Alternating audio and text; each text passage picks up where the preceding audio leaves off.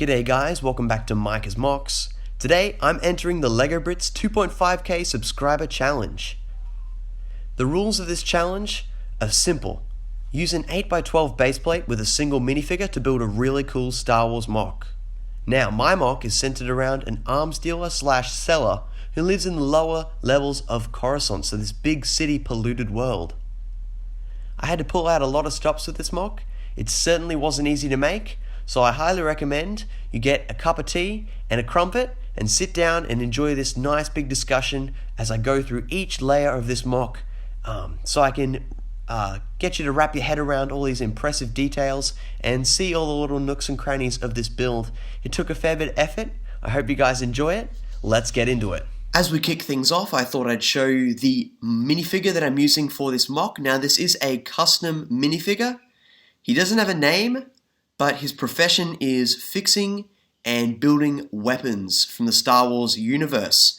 Now, as you can see, if you look a little closer, I've mixed the body and the face of Mr. Freeze from the Batman theme, and also some nice orange hair and an orange beard, like so.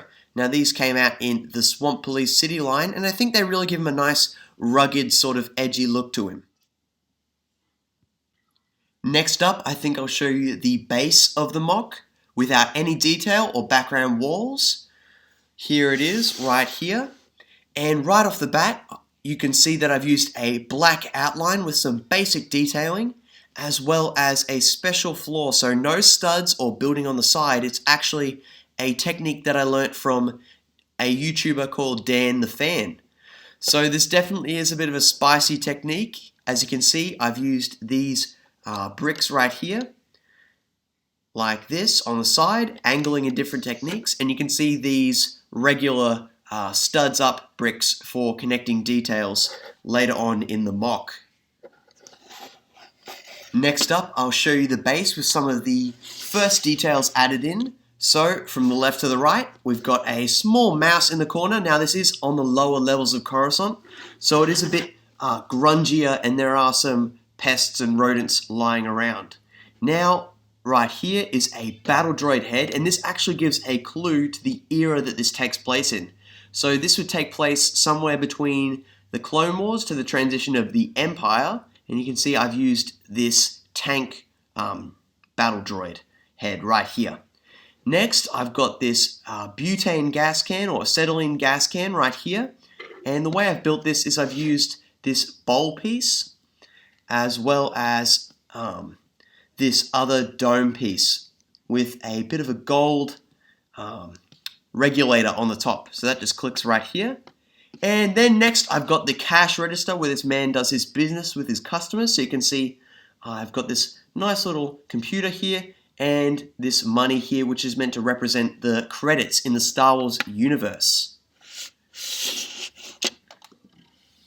Next up, you can see I've added the, what's his name again? He doesn't really have a name, but his profession is fixing weapons. So you can see this weapon repairer. You can see I've added his table right here. So some interesting details with the lightsabers for the base. Right around here, the battle droid just fits underneath. And then what I've got on top is I've got this custom gun using minifigure hands. Thanks again to Dan the Fan for the tip. Very spicy.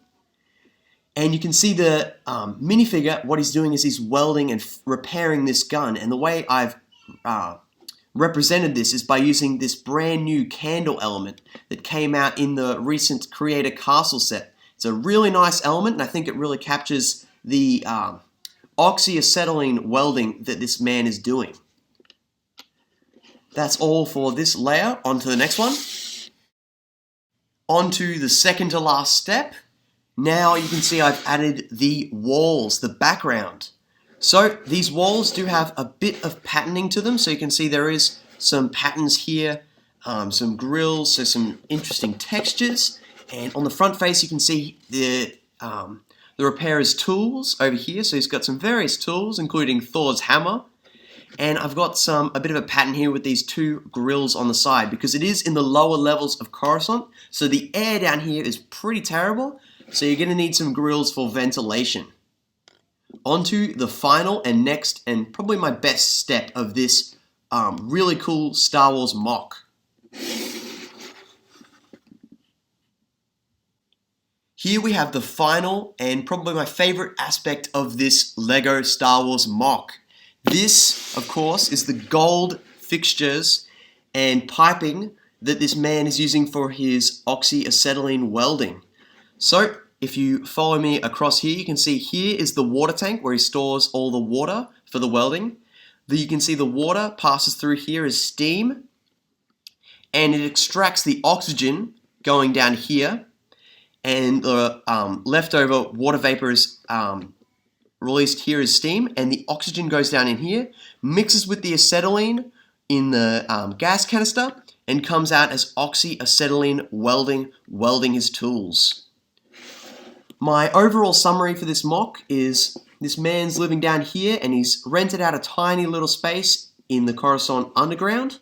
And you can see he's set up a little business here doing advanced repairs on weapons and selling really advanced weapons. So you can see over here his transactions with his customers. And if I did have a few more minifigures allowed in this MOC, I'd probably have some Mandalorians doing business with him, fixing their weapons. Of course, probably no Beskar. You'd want a Mandalorian armorer for that. But all kinds of metals this guy would be working on. Hope you guys like this MOC that I made. Remember to like and subscribe for more awesome content like this one. Lego Brit, if you're watching this video, hope you like the MOC. Hope it places well in your competition. I'm a big fan of the channel. That's all I have for you today. Thank you so very much for watching. Have an excellent day. I'll see you in the next one, guys. You've been watching Micah's MOCs.